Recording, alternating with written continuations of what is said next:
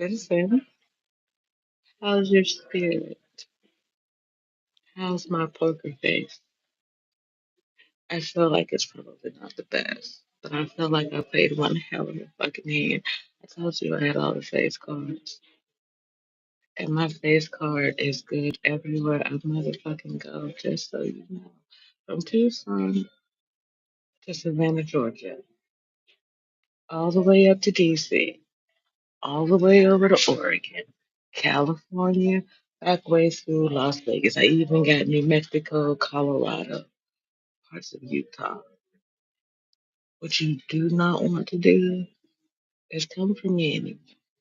You shake a tree and you see how many rotten apples are falling.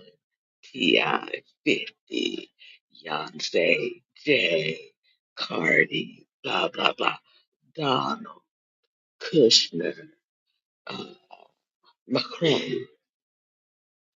Didn't I say I would level this bitch on 11 o'clock?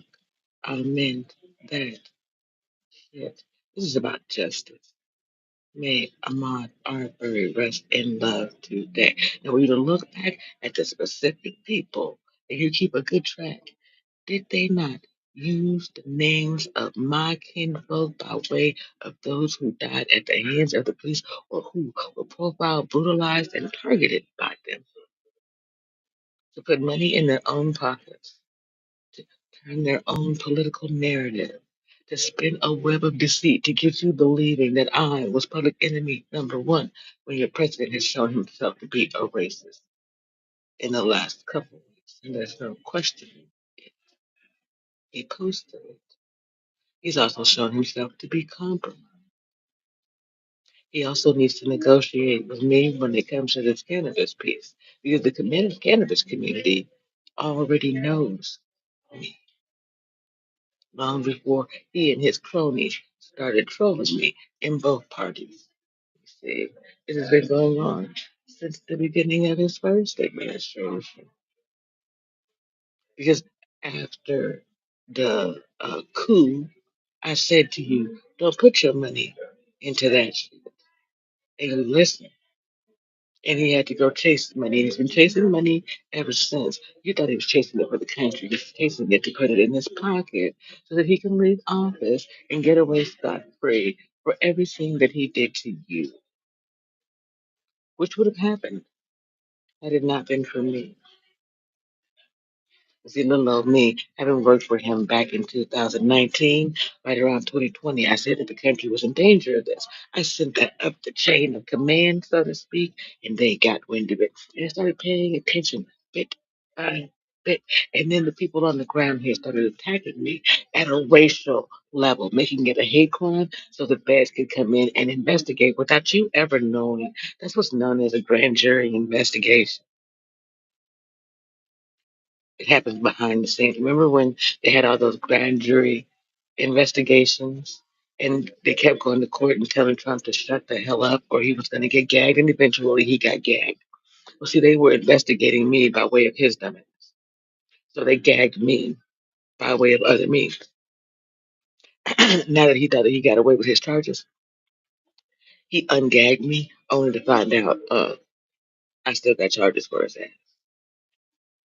Grand jury indictments superseding. That means that whatever he did to get out of his original charges doesn't matter.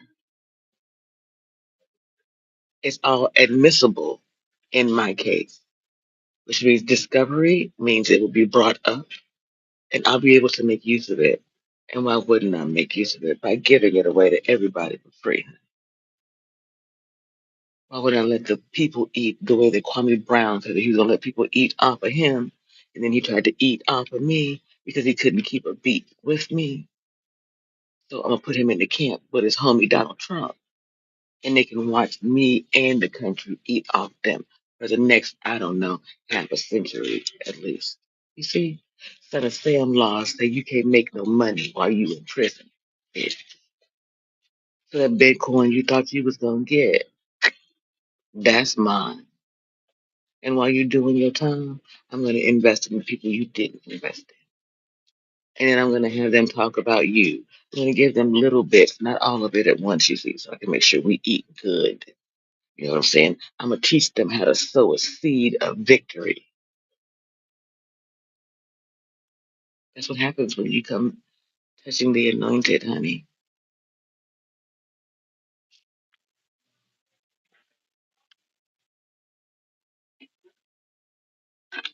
It's an uncomfortable feeling, isn't it?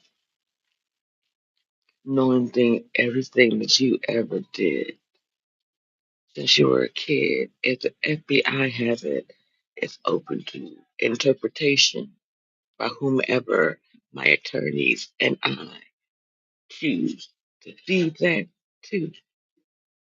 Talking about running pillar to post. And that's before you get the no vote going into the end of this. If you on your way to prison, dealing with the consequences, you got to go to court.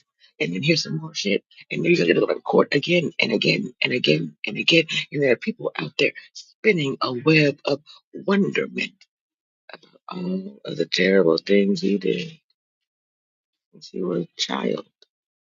No, a kid.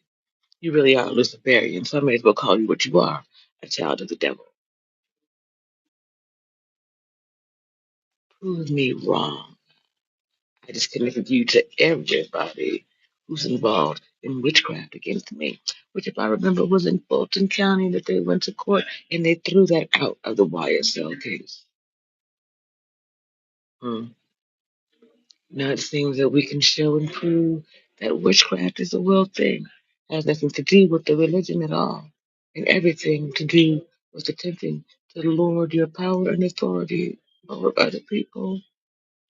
Even if you release the information about the so-called alien slash Anunnaki, the people believe that they were sent here to feed off of them, honey, to steal our gold. So if you expose it, that means that you know about it, knew about it, and you didn't do shit. It more than likely means that Anunnaki wouldn't fuck with you either.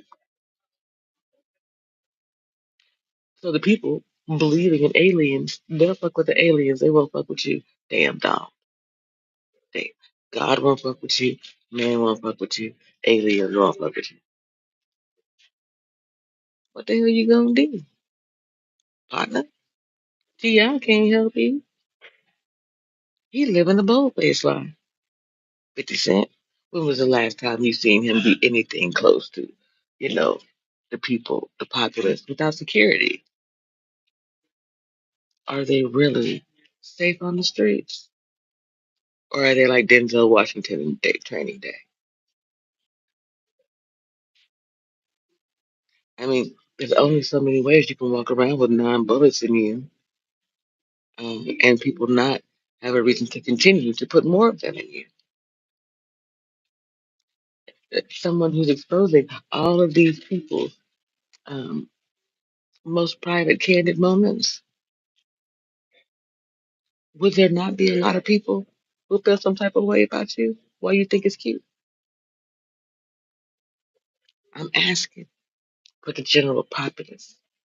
See, someone wanting to run this country needs to know the logistics of what could become a disturbance, an uptick in chatter, and eventually, put the people in danger when we would have to step in and do things like send in troops and martial law and all of it.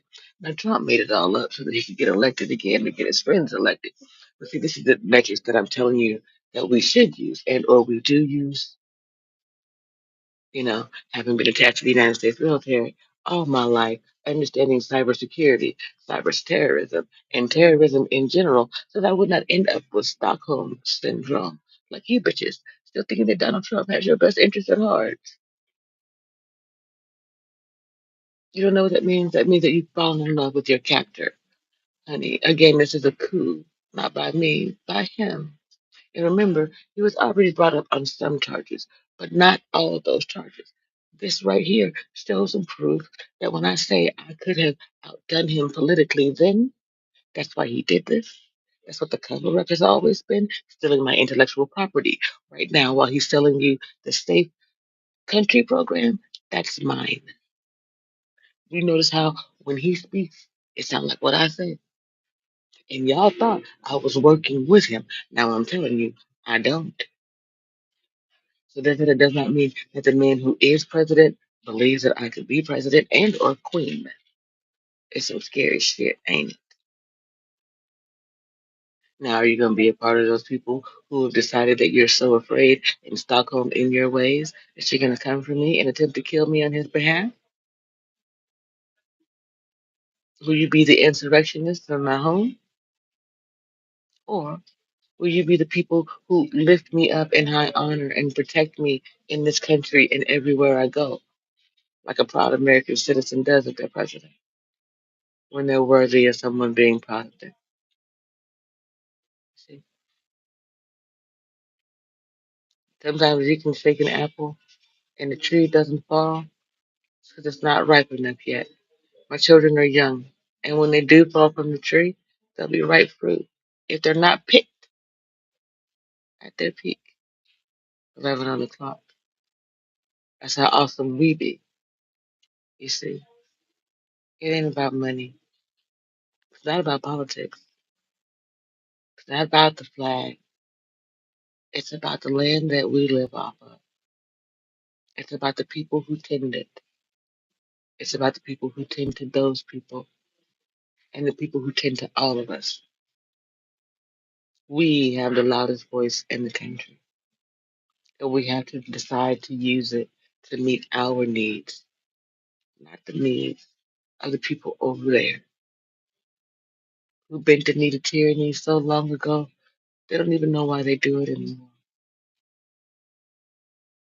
If you choose to bend the knee to tyranny, at least make sure that someone is worthy of your worship, homage, honor, respect, pride, willingness to put your body between them and danger.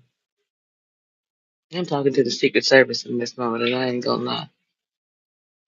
When is the last time you cared enough about your country out of love rather than fear to run out there and do it again?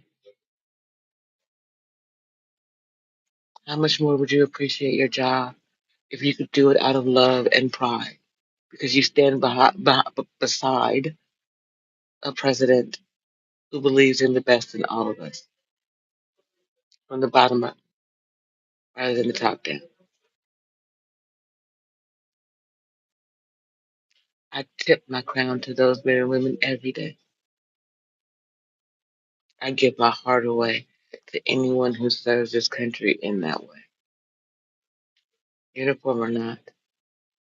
That's love. It has nothing to do with blood. That's what runs through the foundation of this country. People who wanted that dream, who told others about that dream, people who stand on that thing, they don't want to go anywhere else. They enjoy and love being an American. What happens when we can do that again? Just love being an American because you're an American, because America is worth it. She's pretty. She's got a little razzle dazzle, not too much. She's the girl next door and she's had a come up, a glow up. You know what I'm saying? That's the America we want to see. That's the opportunity with me as your president. Why? I'm 50. I'm single. I'm willing to mingle. The opportunity for Americans to watch and enjoy the president's journey and not just watch the president shake hands with people like him. You know what I'm saying? Imagine watching someone be vetted so that they can date the president or potential president. Now, wouldn't that make wholesome, interesting television? Trust me, they're not going to just put anybody on the list because I wouldn't, respectfully. Mm, imagine that. Excuse me. Mm,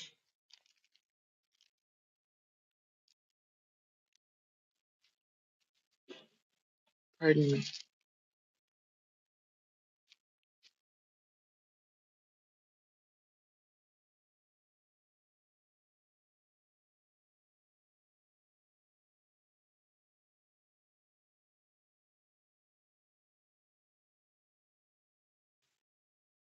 Okay. Imagine that.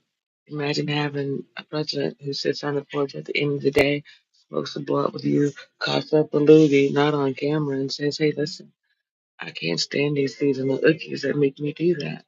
At the same time, I don't want to not be here for you and tell you the truth, right? So let's meet at 9 and 9 every day and talk about it. And if I'm on a date, you can watch it, from a distance. There might be some people invited in. Why not?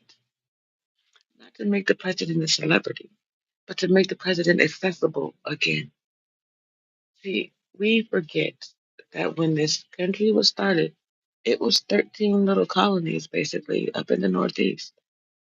And then, right, we never adjusted for the largeness of the populace today. We've never had presidents who could be accessible in any other way than, Secret Service being around them and rope lines. It's not that I'm saying Secret Service won't be around me. It's that I'm saying that we're asking, or I am, and when I'm in office, Secret Service will be asking that the people who care about me help make sure that I'm safe when I come into their community. So we can do more than shake hands.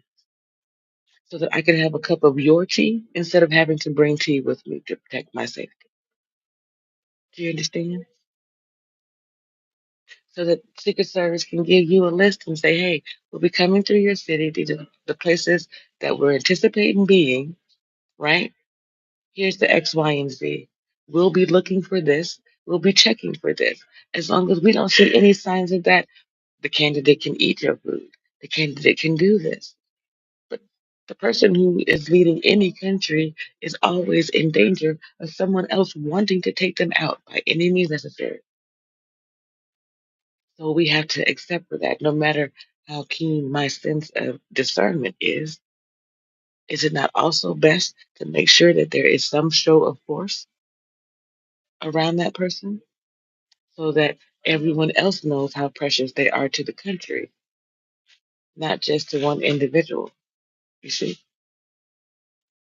they're precious because they are the president, because they are in the seat, not because the individual is precious. You want a charismatic president, you want an intelligent president, sure. You want a president who, though, at the end of the day, will walk away in 5 to 7 years. And when I say 5 to 7 years, it's either the run up to and all the way through the end of one term, or it's the 7 years you get before you become a lame duck president.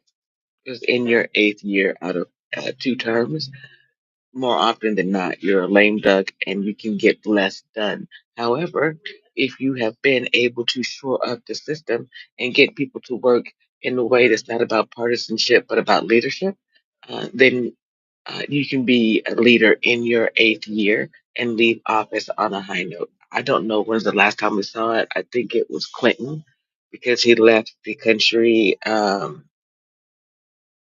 with a balanced budget, I believe. Yeah, it has to do with a balanced budget. So he left on a higher note than I think any other last ones, including Obama, because in his second term, he became disappointing.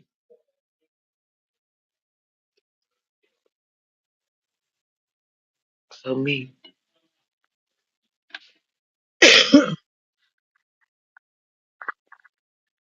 despite all of my highfalutin poop talking, right?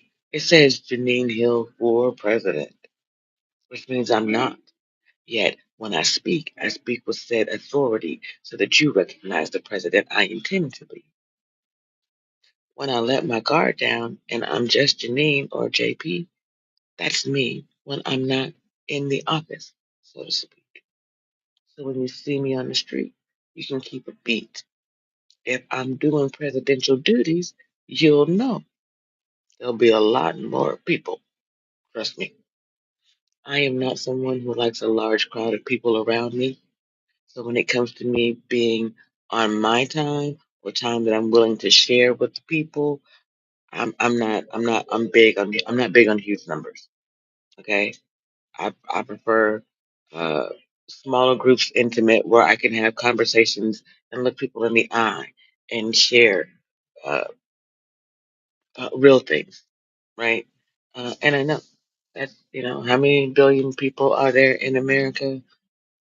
Can I make a way for everyone to shake my hand? Probably not. Simultaneously, I can do this. And it's the same thing. And you can do what I never got to do as a child, which is write a letter to the person you see on TV and ask them to say your name and speak to you directly. Taking this all the way back and keeping a beat before I get off of here. I started my live streams in 2021, knowing that if I recovered from my illnesses, that I would run for political office.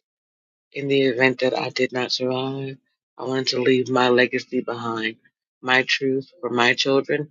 My mother passed away 30 years ago in April, and I realized we didn't have that relationship.